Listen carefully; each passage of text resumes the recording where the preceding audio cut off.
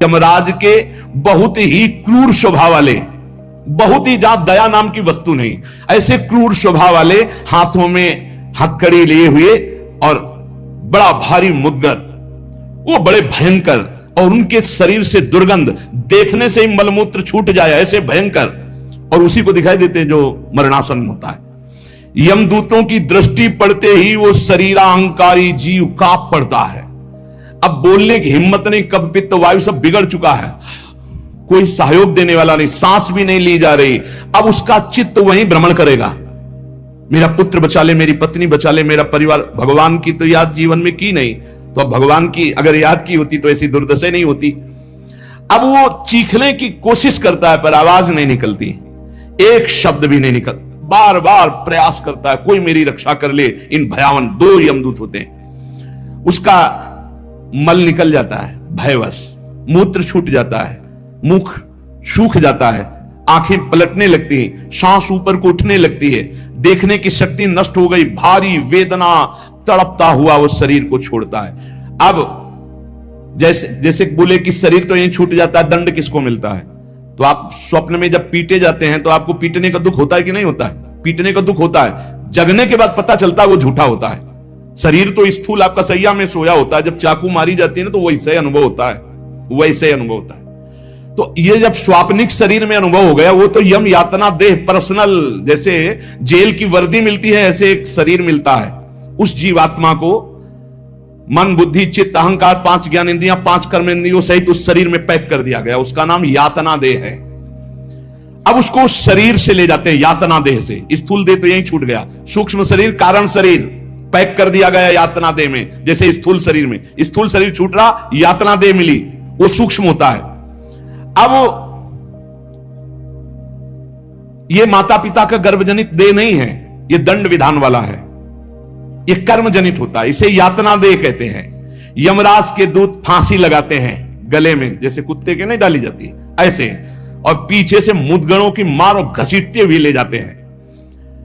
पीछे से ऐसी मार कि वो चीखता है, चिल्लाता है, पूरा अनुभव जैसे स्थूल शरीर में, ठीक वैसे ही उसमें मरना नहीं होता। बस एक खास बात होती है, क्योंकि स्थूल शरीर में मरना होता है, सूक्ष्म शरीर कारण शरीर जो यातना देह में उसमें मरना नहीं होता।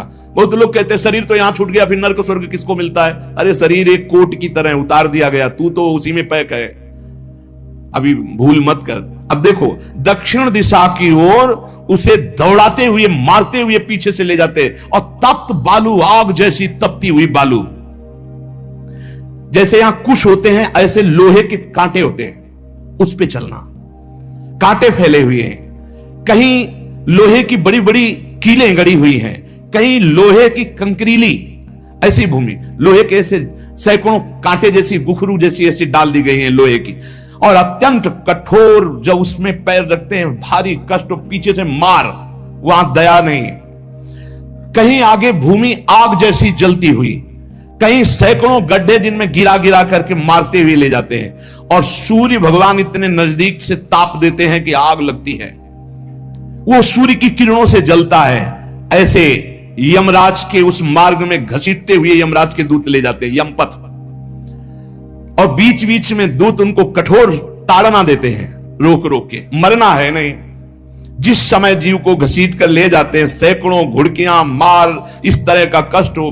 अभी ये ब्याज है, नरक नहीं पहुंचा, अभी तो यात्रा है, बिना किसी सवारी के यात्रा होती है 48 मिनट 2 घड़ी में। जो मनुष्य यहां छत्र दान किया है किसी को, श्री जी को, बिहारी जी को, गुरुजनों को, आचार्य जनों को छत्र दान किया, तो जब वो जाता है तो ऊपर के ताप से बच सकता है, उसे वही छत्र मिलेगा। और जो किसी को पूज्य जनों को पादुकाएं दान की है, फिर उसको पादुका, अगर अन्न दान किया है तो रोक के भोजन, ये मोक्ष नहीं, कल्याण नहीं, दान पुण्य से नहीं होता, ध्यान दीजिए। हां, उस भारी संकट के समय में तुम्हें भोजन मिल जाएगा, पौशाला खोला है, पानी पिलाया तो तुम्हें पानी मिल जाएगा। और जो मूर्ख यहां आकर के ये सब नहीं किया तो जाना उसको भी यमपुरी है। भजन के बिना यमपुरी से नहीं बच सकते, दान पुण्य करके। अवश्य में भोक्तव्यम कृतम कर्म शुभा शुभम, इसीलिए समझ लो, सोचते हो कि हमने दान पुण्य कर दिया, हमारे लिए विमान आएगा परम पद का, जाना नरक ही पड़ेगा। बारी मथे घृत होए बरु सिकताते बरु तेल, बिनु हरि भजन न भवतरी या सिद्धांत पेल। भजन के बिना नहीं, इसलिए कह राधा राधा राधा। अब इस प्रकार की यात्रा, अनेक प्रकार से कष्ट भोगता हुआ पाप पीड़ित जीव धर्मराज के नगर में पहुंचा। अब वहां सेकंड के कम हिस्से में हिसाब हो जाता है। ऐसा थोड़ा क्या नाम है, कहां से लाए हो, क्या क्या किया, ऐसा नहीं, एक सेकंड के कम हिस्से में बहुत लाइन लगी हुआ। यम यातना के शरीर में भारी कष्ट भोगता हुआ जीव दाह का अनुभव करता हुआ, कांपता हुआ, भयंकर वेदना से युक्त सामने खड़ा हुआ। देखते ही निर्णय हो गया। अब वहां से उसको उसके कर्म के अनुसार नरकों में ले जाया जाता है। जिसने यहां सूर्य भगवान को प्रातःकाल उठ करके जलांजलि दी है, पुत्र हैं भगवान यम, सूर्य पुत्र, जो अपने पुरखों का पिंडदान किया है, जो समय समय पर अपने पूज्य जनों को, गुरुजनों को, संतों को अपने घर में बुलाकर भोजन पवाया है, जो बुजुर्गों को तेल मालिश करके, जैसे उन्होंने हमें तेल मालिश करके पुष्ट किया, ऐसे वृद्ध माता पिता के जो चरण दबाना है, शरीर पर तेल लगाना है, उनके वस्त्र धो देना, उनको भोजन कराना है, उसको वहां थोड़ा आदर मिलता है। बैठो, खान पान, थोड़ा सुख सुविधाएं, नरक से नहीं बचोगे। भगवत भाव के बिना नरक से नहीं बचोगे। जो जो उसने सेवाएं की है, वो सेवाएं, आए हो नरक के मार्ग में तो थोड़ा तेल मालिश हो जाएगा, खवा पिया दे जाओगे, थोड़ा शीतल जल पीने को मिल गया, खान पान की, विश्राम की व्यवस्था थोड़ी समय के लिए। अरे इसीलिए जैसी हरिवंश नरक गति, तो ये जो अपने माता पिता को गाली देते हैं, जो मनमानी आचरण करते हैं ना, खूब अच्छे से तृप्त होते हैं। अब बात यह कि याद नहीं रहती ना, जैसे गर्भ की बात याद नहीं, यार गर्भ की बात याद आ जाए तो तुम भजन के सिवा कुछ नहीं करोगे। मरने की बात याद आ जाए कि पीछे जब मरे थे तो कितना कष्ट हुआ, मां के गर्भ में रहे कितना कष्ट हुआ, ऐसी जेल तो है ही नहीं मां के गर्भ जैसी। विचार करके देखो। अब वो मृतक जीव जो जो सुविधाएं दान की थी, वो उसे कुछ दिन के लिए वहां सैया मिल गई, भोजन मिल गया, विश्राम मिल गया, कुछ दिन के लिए। भाई बहुत होश में, दान पुण्य के भरोसे मत रहना। अब जब वो पुण्य खत्म हुआ उनका, तो यमदूत उनको साथ लेकर गए। 12 दिन तक उसको पुण्यों के भोग का अवसर मिलता, तभी तक 13वीं तक कहते हैं जीव को नरक की गति नहीं दी जाती। 12 दिन तक उसको होगा कोई विश्रामालय, उसमें रखा जाता है। 12 दिन तक जो पुण्य सुकृत हुए उनको भोग ले, अभी आराम कर लो, नरक आए हो। अब नरक में प्रवेश होगा 13वीं के बाद। तभी कहा जाता है जल्दी जल्दी 12-13 दिन खूब पुण्य कर ले, उसको दान करो आत्मा को, तो उसकी उन्नति हो जाएगी। कोई ये झूठी बातें नहीं है। और राधा नाम बोल दिया एक बार तो इसके बराबर कौन सा पुण्य होगा। यमराज के खाते में पुण्य वाला है ही नहीं ऐसा जितना राधा। अरे जाना ही नहीं पड़ेगा भैया, राधा नाम जिसकी जिह्वा से निकाल, अनुल्लिख्यानंतान अपि तदपराधान मधुपति। इसीलिए तो गरज कर कहते हैं, अब जिनको नरक भोगना है वो नहीं सुनेंगे भगवान नाम महिमा, भगवान नाम जप नहीं करेंगे। 12 दिन के बाद, 12 दिन तक वो अपने घर के वालों के दिए हुए पुण्य आदि जो उसको भोगता है। फिर जब पिंडदान हो जाता है 13वीं, तब तत्र यद बांधवस्तु यम प्रेक्षन्ति तिलैः सह यच्च पिंडम प्रेक्षन्ति नियमानस्तदनुते तैलाभ्यांगो बांधवानां मंग संवाहनम चयत तेन चाप्याप्यते जंतुर यच्चास्नन्ति सुबांधवाः। जब शरीर छूटता है उस समय से बहुत होश में रहो, सब कुछ मिलेगा उसको। जीवात्मा जो छाती के पास बैठ के ले नाक बहा रहे हैं, आंस बहा रहे हैं, यही पीने को मिलेगा उसको। बहुत होश में, राधा राधा। कम जिंदगी में वो नहीं जपा तो तुम तो कीर्तन कर लियो, वो मिलेगा फल उसको। 12-13 दिन का ऐसा हिसाब रखा जाता है कि बांधोजन परिवार के, लेकिन भजन नहीं करेंगे, रोना धोना। मृत्यु से 12 दिन बीतने के पश्चात यमपुरी को खींच कर ले जाया जाता है उस जीव को। अरे यमपुरी भैया हुआ जैसे जेल पहुंचे, कोई थप्पड़ लग रहा है, कोई डंडा लग, वो देखे कि प्राण छूट जाते कि हमारे ये दुर्दशा। मरना नहीं खास बात है, यमराज की यमपुरी को देखते ही प्राण सूख गए। कोई काटा जा रहा है, कोई कोल्हू में पेरा जा रहा है, कोई पकौड़े की तरह तला जा रहा है, हाहाकार मचा। मरना किसी को है नहीं। मृत्यु काल ये सब वहां नजर आ रहे हैं। मूर्तिमान मृत्यु, मूर्तिमान काल जो यमपुरी में दंड हो रहा है। काजल की राशि के समान, जैसे काजल के पहाड़ ऐसे यमदूत हैं। ये ऐसे पचका दे तो भैया, ऐसे नींबू जैसे नहीं छोड़ा जाता, ऐसे निचोड़ दिए, फिर छोड़ दिए, फिर वो जी गया, फिर निचोड़ दिए। अब बोले 10,000 वर्ष तक यही करना है उसको, अब 10,000 वर्ष तक वो ऐसे करता रहे। क्या दुर्दशा। तभी हरिवंश महाप्रभु कहते हैं, रस सिद्धांत का वर्णन जब करते हैं तो कहते हैं, जैसी हरिवंश नरक गति दुर्भरी, बहुत कठिन है नरक की गति। तभी कहते हैं नरक जाओगे होश में रहो, तो मतलब सबसे बड़ा दंड नरक का। लोग कहते हैं कि कहां नरक स्वर्ग है, किसने देखा है? तुम देख लोगे। ऐसे आचरण रख रहे हो जो संतों की अवहेलना करे, शास्त्र की अवहेलना करे, भगवान को अवहेलना कर रहे हो, अपने आप देख लोगे पर बताने नहीं आओगे। बस खास बात यह है। और भौहें कैसी? टेढ़ी भौहें, काजल के समान काले, और विकराल मुख, लंबी दाढ़ें, कुरूप, आवाज भीषण भयंकर, और रोम ऐसे जैसे बंबूल के कांटे कि अगर ऐसे कर दे तो पूरा शरीर छेद जाए, ऐसे दूध। विशाल भुजाएं, पुष्ट भुजाएं, और सब यम दंड यम पास लिए हुए, बड़े भयंकर, दुर्गंध आती है शरीर से। जीव देख के घबराता है, उनके हाथों में फंसा हुआ। अब जो यहां पराये पुरुष से रति करती है, अपने पति को धोखा देकर, जो अपनी पत्नी को धोखा देकर दूसरी पराई स्त्री से पतिवंचक परपति रति करई, रौरव नरक कल्प सत परई। ऐसे ही पुरुष को, ऐसे स्त्री को। रौरव का बड़ा भयानक स्वरूप है। रौरव नरक की लंबाई चौड़ाई 2000 योजन है। 1 योजन 4 कोश और 1 कोश 3 किलोमीटर। 2000 योजन कितना हुआ? 4 दूनी 8, 8000 कोश।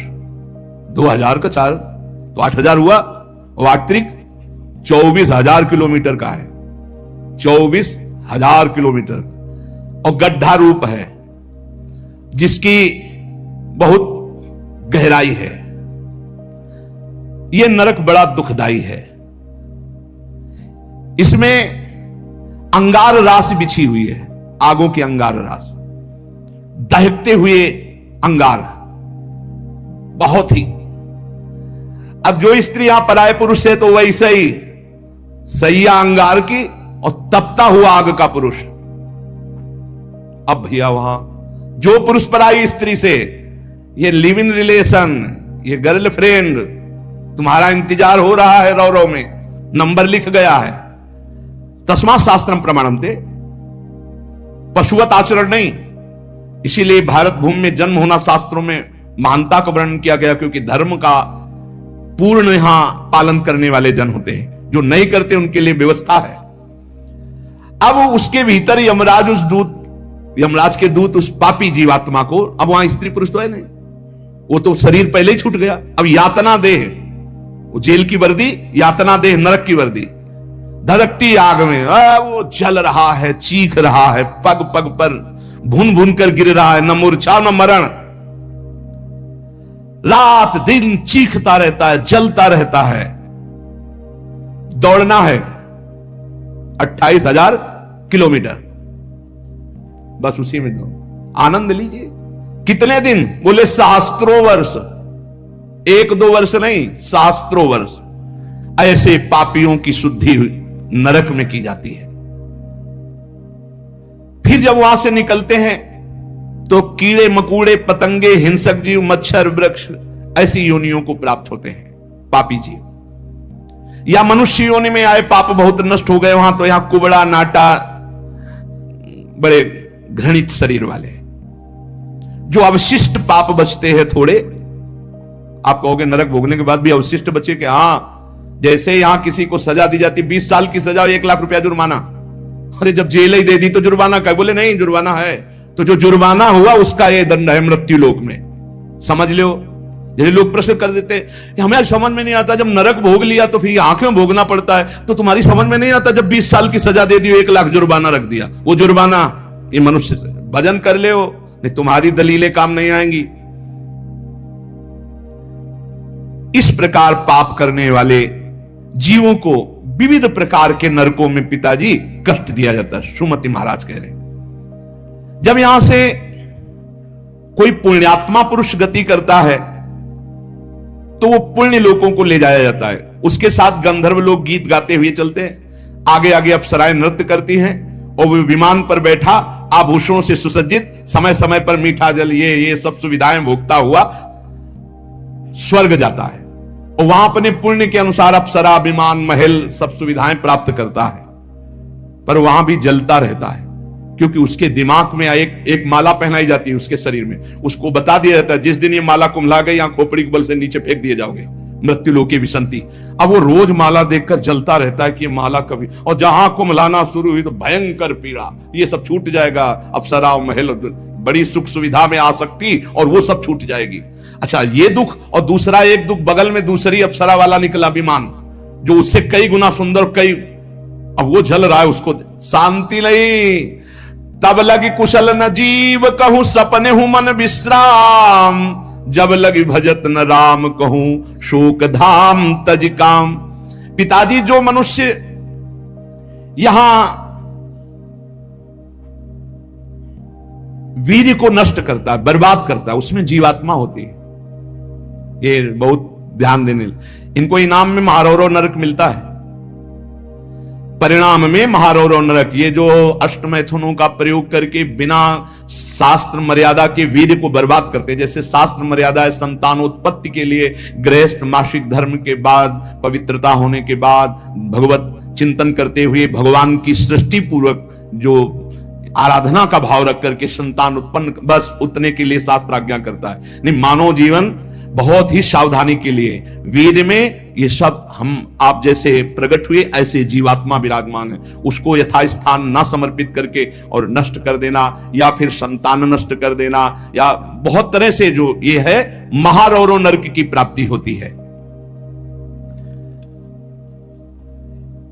नारकी घोर दुखदाई नरकों में ये जब जीव गिराए जाते हैं तो इनको पहले पता होता है कि मेरे इस पाप का दंड मिल रहा है, मैंने जो पाप किया है। बहुत ध्यान देने की बात है, अभी तक जो चर्चा हुई उसमें खास बात यह है, आचरण पवित्र ना होने से नरकों की प्राप्ति समझ लो।